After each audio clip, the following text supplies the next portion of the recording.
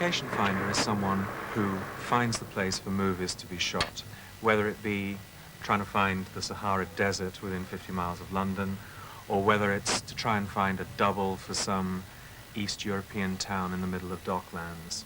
I've got a production company who are interested in your kitchen.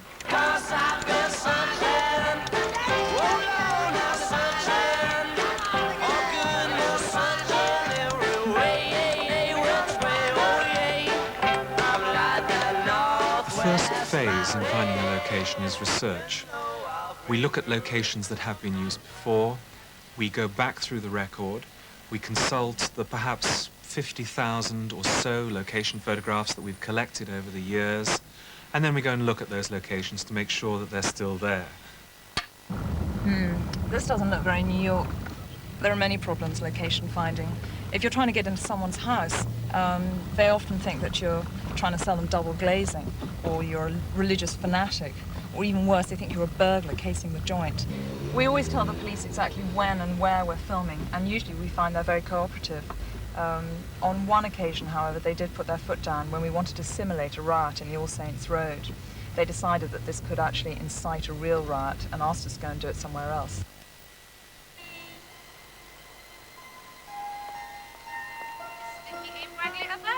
Stop it.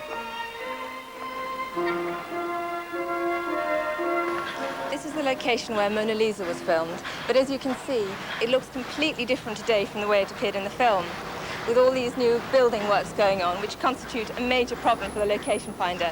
In fact, if we were to present this as a possible location for Mona Lisa today, it would be out of the question because of all the noise. When you're filming on location, you invariably have to do things to make the location look different. For example, when this was used in Mona Lisa, this is a very dark bridge, so they had to hang street lights from the iron girders to give it a bit more light. This sort of location could double up for something like Checkpoint Charlie, in which case you'd have to remove all the parking meters, or at least disguise them in any tactful way that you could. And if there were double yellow lines on the road, you'd have to cover those up with soot. There are all sorts of little tricks that you learn, or the art department learns, to make a location look as though it should be something that it quite clearly isn't.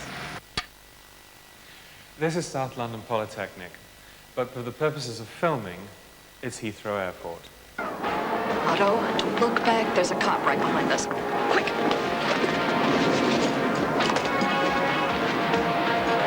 This location required a cupboard just off to my right, and no cupboard exists, so one had to be built.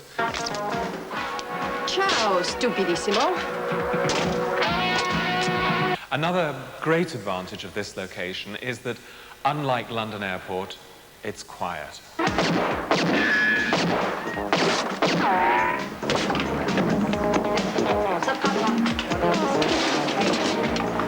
Noise is always a problem.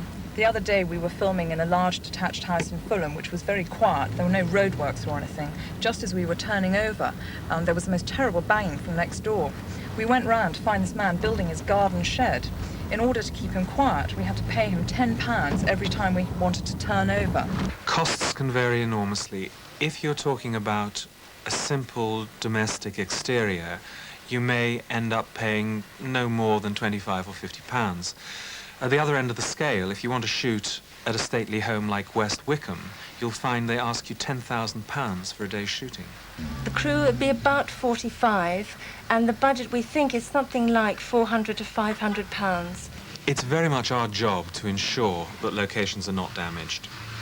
But it's fair to say that occasionally things go wrong.